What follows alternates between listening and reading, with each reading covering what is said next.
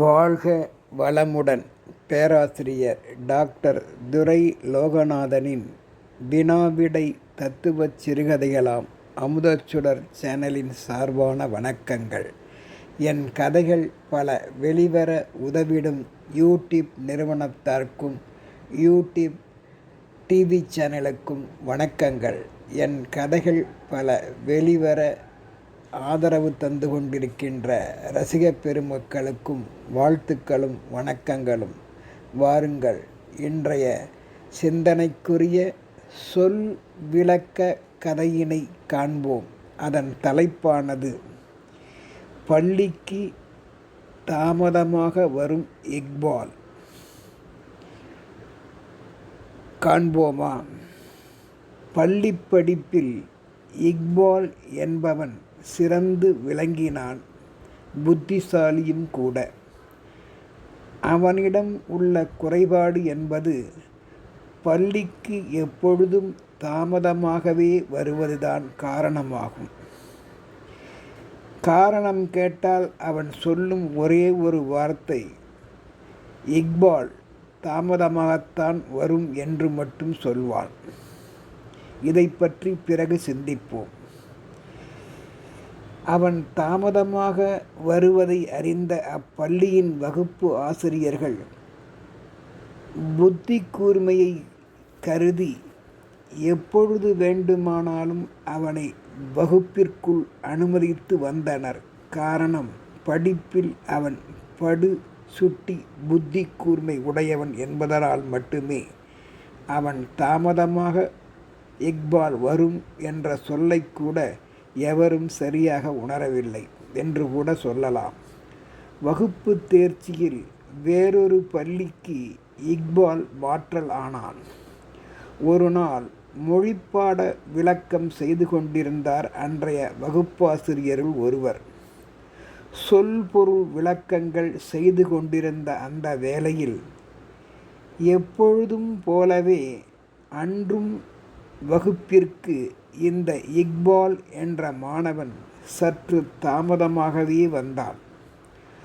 முதல் நாளில் வகுப்பாசிரியர் இக்பால் மேல் முழு கவனம் செலுத்தாமல் பாடம் நடத்தும் பணியில் முழுமையாக ஈடுபட்டதால் அவனை தாமதமாக வந்த இக்பாலை அனுமதித்துவிட்டு தம் விளக்கங்களை மாணவர்களுக்கு அளித்து கொண்டிருந்தார். இக்பால் புத்திசாலி என்பதால் ஆசிரியர் விளக்கங்களை விடுபட்டதையும் கேட்டு தெரிந்து கொண்டு ஆசிரியர் மேல் மரியாதையும் வைத்திருந்தான். தாமதமாக வந்தாலும் நடைபெற்று முடிந்த விளக்கங்களையும் பிறர் வழி தெரிந்து கொள்வான். அப்படிப்பட்ட துடிப்பு உடையவன். இவ்வாறு நாட்கள் பல கடந்த நிலையில் முதல் பாடம் மொழி விளக்க பாடம் என்பதால் அன்றைய தினத்தில் பாடம் நடந்து கொண்டிருந்த வேளையில் இக்பால் தாமதமாக வரும் வழக்கத்தை கேள்விப்பட்டு அவன் மேல் முதல் முறையாக கோபம் கொண்டு, இக்பால் ஏன் ஒவ்வொரு நாளுமே எல்லா பாட வேலைகளிலும் தாமதமாகவே வருவதை நானும் இன்று கேள்விப்பட்டேன். என்ன காரணம் தம்பி, என்னிடம் சொல் என்றவுடன் அமைதி புன்னகை தவழும் முகத்துடன் கூடிய அந்த இக்பால் மௌனமாக, ஆம், இக்பால் தாமதமாகத்தான் வரும் என்றான். மெப்புடன் அமைதியுடனும். அவனது புத்தி கூர்மையால் அவ்வாறு கூறினான் என்றே சொல்ல வேண்டும். அவனது வீட்டுச் சூழலை அவன் வெளிப்படுத்த விரும்பவில்லை. அப்போது திரும்ப திரும்ப கேட்கும் பொழுது, ஆம், இக்பால் தாமதமாகத்தான் வரும் என்றே கூறிக்கொண்டிருப்பான். உனக்கு என்ன இவ்வளவு நெஞ்செழுத்தம் கூடாது? தாமதம் ஏன் என்று கேட்டால் இக்பால் தாமதமாகத்தான் வரும் என்கின்றாயே. இப்படிப்பட்ட பிடிவாத குணம் உனக்கு கூடாது இக்பால். தலைமை ஆசிரியரிடம் சொல்லி உனக்கு டிசி கொடுக்கச் சொல்கின்றேன். உன்போல் ஆணவம் கொண்ட திமிரு பிடித்த மாணவர்களை பார்த்தால் எவரும் கெட்டுப்போய் விடுவர். உனக்கு டிசி கொடுத்து வெளியில் அனுப்பினால்தான் மற்றவர்களும் தாமதப்படாமல் உரிய நேரத்தில் பள்ளிக்கு வருவர் என்று கடிந்து கொண்டார் அந்த வகுப்பு ஆசிரியர். உன்னை பார்த்து எல்லா பிள்ளைகளும் தாமதமாக வந்தால் பள்ளிக்கூட மரியாதை என்பது என்ன ஆவது என்று நீ யோசித்துப்பார் இக்பால் என்று கூறிய ஆசிரியர் இக்பாலை உடனே தலைமை ஆசிரியரிடம் நிற்க வைத்து நடந்தவற்றை விளக்கமாக கூறினார். தலைமை ஆசிரியரும் இக்பால் புத்தி கூர்மை எண்ணியவர். அவன் தாமதமாக வருவதை மட்டும் மனதுள் நினைத்து கவலைப்பட்டாலும், இக்பால், ஏன் நீ தாமதமாகவே வருகிறாய், என்னிடம் சொல்லக்கூடாதா என்றார் அன்போடு தலைமை ஆசிரியர். ஆமாம் தலைமை ஆசிரியர் ஐயா, இக்பால் என்பது எப்பொழுதும் தாமதமாகத்தானே வரும், உங்களுக்கும் புரியவில்லையா என்றான். அவரையும் ஒரு மடக்கு மடக்கினான். தலைமை ஆசிரியரும் பொருள் விளங்காமல் மடக்கென்று மடக்கை எடுத்து தண்ணீரை குடித்து கொண்டிருந்தார். பிறகு பெற்றோரை அழைத்து அவர்களிடம் தலைமை ஆசிரியர் முதலானவர்கள் நடந்ததை விளக்கி, இப்படிப்பட்ட திமிர் பிடித்தவன் எங்களுக்கு தேவையில்லை பள்ளிக்கூடத்திற்கு, இவனை இப்பொழுதே அனுப்பி விடுகிறோம் என்றனர். இடைமறித்த இக்பால், தயவு செய்து என்னை மன்னித்து விடுங்கள், திமிராக நான் எதுவும் கூறவில்லை, நடந்து கொள்ளவில்லை. குடும்ப பொறுப்பை முடிக்காமல் நான் குறிப்பிட்ட நேரத்தில் பள்ளிக்கு இங்கே வர முடியாததை விலக்கிட மனமில்லை. அந்த மனமில்லை இயலாத என் பெற்றோர்களுக்கு உதவிய பிற்பாடுதான் நான் குறித்த காலத்தில் அவர்களுக்கு வேண்டியதை செய்து கொடுத்து விட்டுத்தான் வருவது எனது வழக்கம்.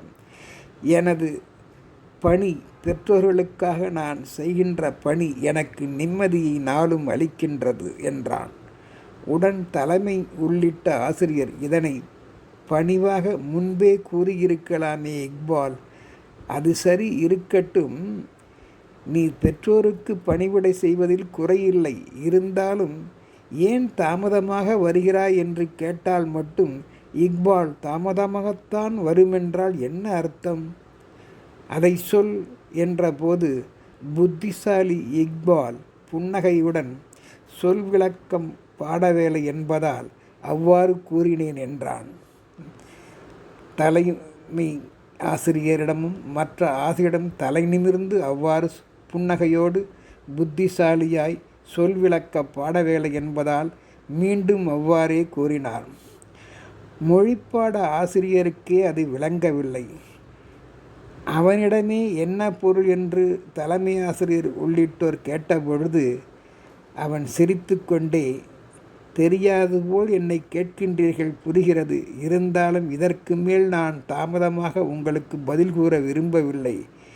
இக்பால் என்பதற்கு எங்கள் மதத்தில் புகழ், அறிவு, ஒளி என்று பொருள் உண்டு. பாடங்களில் ஒருவருக்கு பெயரும் புகழும் உடனே வராது அல்லவா, சற்று தாமதமாகத்தானே வரும் என்பதை உணர்த்திடவே இக்பால் தாமதமாகத்தான் வரும் என்று என் பெயரை மதித்து பெருமிதப்பட்டு அவ்வாறு விளக்கினேன் என்றான். கற்றது கைமண்ணளவு, கல்லாதது உலகளவு என்பதை யாவரும் உணர்ந்தால், சொற்பொருள் அறிந்தார், எவர் மீதும் நாம் வீணே கோபப்படவோ பழி சொல்லவோ நீக்கிடவோ மாட்டோம். ஒருவரோடு ஒருவர் கருத்து தொடர்பு கொள்வதற்கு மொழியே மனிதகுலத்தின் விழிகள் பார்வையாகும். மொழி அறிவு தேவை. எல்லா மொழிகளையும் பொருளறிந்து விளங்கி உணர்ந்து கொள்வதில் நமக்கு கடமை பொறுப்பு உண்டு. அதில் குறையொன்றும் வாராது, நிறைவே பெற்றிடுவோம். பிற மொழிகளை கற்பதிலோ பிற மத இன கொள்கை நல்ல கருத்துக்களை நாம் செவிமடுப்பதிலோ தவறு இல்லையே என்பதை நாம் உணர்வோம். இக்பால் தாமதமாகத்தானே வரும், இப்பொழுது பொருள் புரிகிறதா? அந்த இக்பால் புகழ், அறிவு, ஒளி என்பது நமக்கு வரவேண்டுமானால் எல்லா மொழி அறிவுகளையும் விளங்கிக் கொள்வது நமக்கு கடமைதானே. சிந்திப்போம்.